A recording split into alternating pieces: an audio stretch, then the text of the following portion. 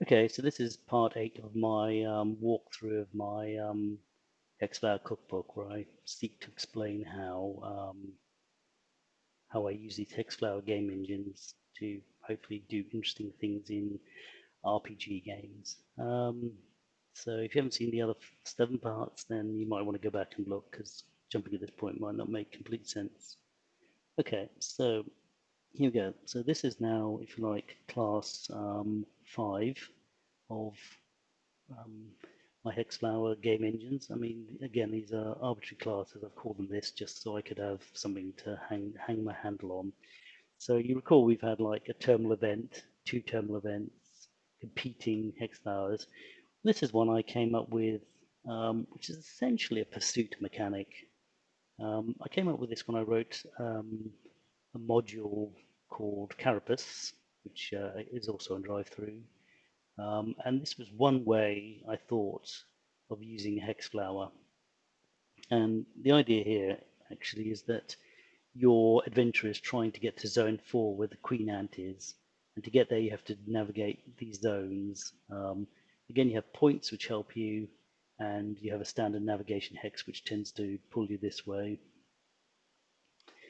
But you recall in the terminal event hex flower, if you get to say a volcano, so in this game engine, you want to get to the queen ant and then get back out again. That's the game, in and out.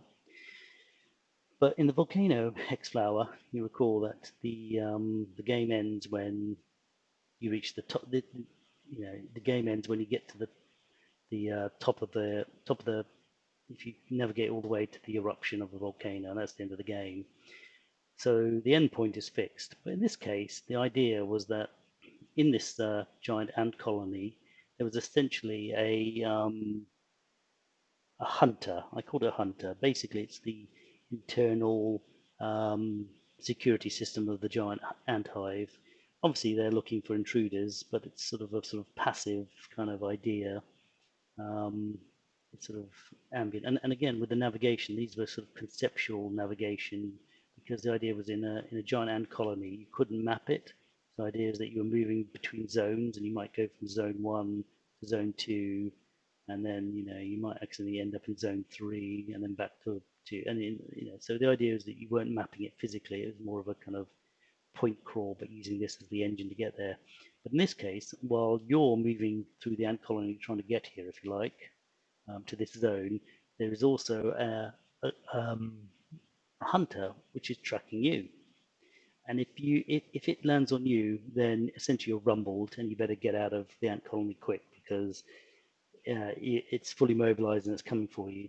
But in this game, to make this more interesting, again, I had points. So the idea is that maybe before you go into an ant colony, you've done some research, so you've gained a bit of reconnaissance, maybe got a clue along the way, or you have some insight. And the idea, there's some rules about how you spend these things, but the idea is that, for example, if you were here and the hunter got to you, you might be able to spend some of your points.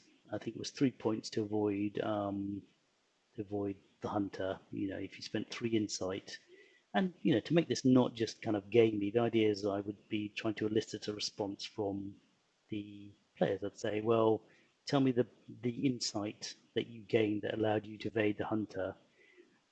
When we were back in town, we learnt that the ants always, emit a strong acidic smell when they detect an intruder. So maybe we detected this strong scent coming down the tunnel. So we thought the ants were onto us. So we then climbed up and went down a kind of chimney, a chute, and managed to evade them. And in the meantime, we threw some oil down, which disguised our. We learned that olive oil covered our scent, so we rubbed ourselves in olive oil and went down the chute. I don't know. So it's not just completely a game. I think you can make it sort of narrative. And I think here also I include these lobes where you could pick up, say, you could gain or lose insight or clues, and that would help or just make it difficult to get to the point. But essentially, the big picture here was that uh, you you have a mobile terminal event. If you're caught, that's it.